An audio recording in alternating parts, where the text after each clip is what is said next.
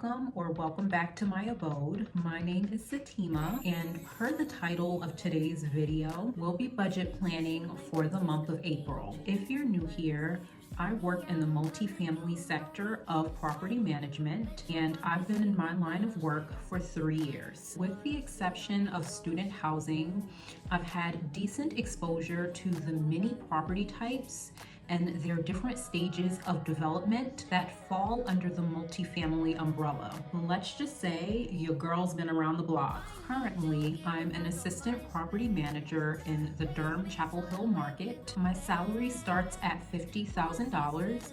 And I'm here to show you how I manage my checks and balances. Back in October, when I was in my quest for employment, it was imperative that I knew how much companies were paying their assistants or those in adjacent roles in the surrounding area, and I found that the median salary was $41,000, 6% below the national average. I think we can all agree that regardless of where you fall on the map, $41,000 as a single individual is not a livable wage. But I can assure you that that figure does not factor opportunities for uncapped commission. To compare, my annual salary starts at $50,000.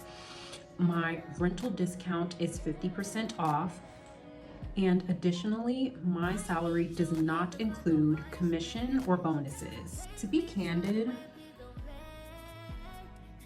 I earn enough to live modestly, but I recognize that there's more earning potential out here. So I'm actively working towards getting more credentials under my belt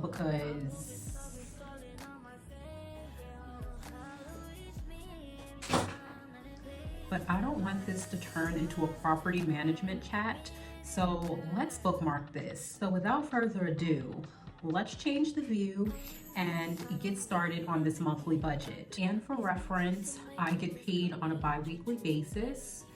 Anything over 40 hours is time and a half. I earn commission on all new and renewed contracts. When I hit certain milestones, I get bonuses, and we're grandfathered into our rent rate, so we can survive the ever-changing market conditions. For real, y'all, let's get started. Jumping right into it, I get paid on the 3rd and 17th of this month. On the 3rd, I'm expecting $1,600, and on the 17th, I'm expecting $1,750. And that gives us a grand total of $3,350 for the month.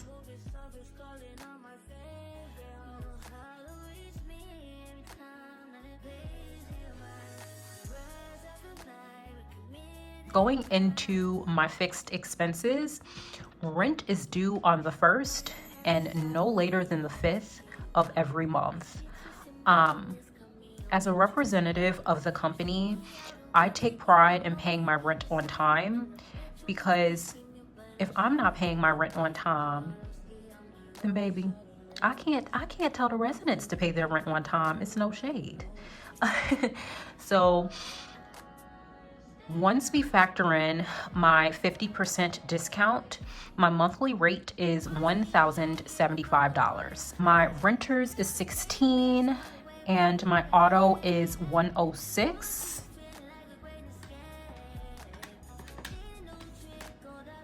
So my bundle is $122 a month.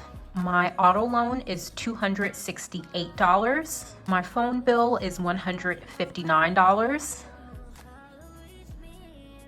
Because I just got an iPad, and quiet as it's kept, I don't even use it. My Apple subscription is $21. My Prime subscription is $16. Oh, is that it? I mean, 'cause golly.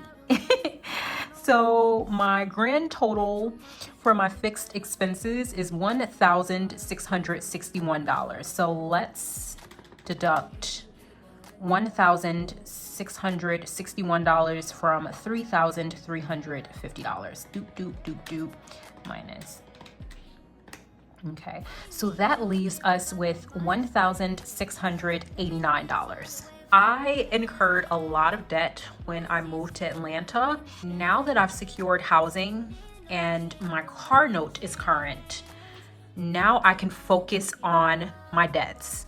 So the plan is to pay one debt per month, and if I stay on track, all of my short-term debt will be cured by the end of this year. This month, I'll be paying $57 to somebody, okay?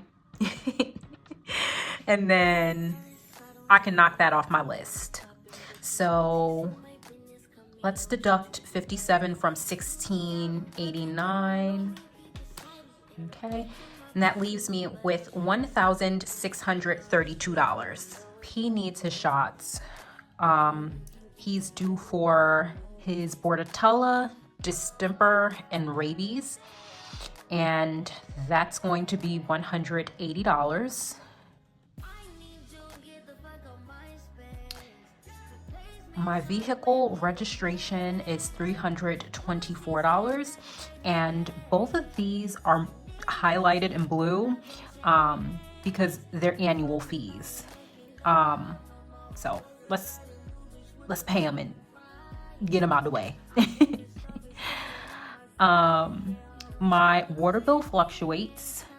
So for this month, it's $41. I budgeted $300 for groceries because I wanted to be realistic. Mama's gotta have her wine.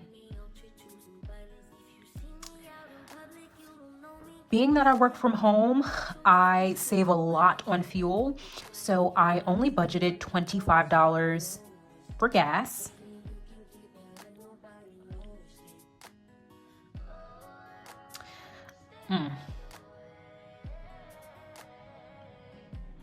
I budgeted $100 for Peas Food.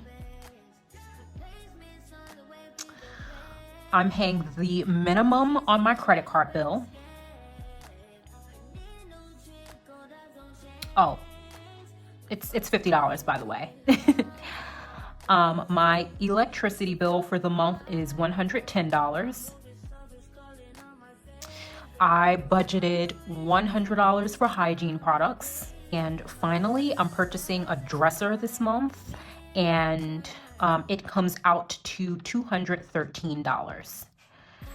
So that gives us a grand total of $1,443 for our variable expenses. I think we had $1,632. Let's check my math. Yep, $189 looks familiar. So, once we deduct our fixed expenses, variable expenses, and debt from our income, our balance forward is $189. I hope this video is at least 5 minutes long, but I had so much fun filming, and I hope you guys enjoyed spending time with me today.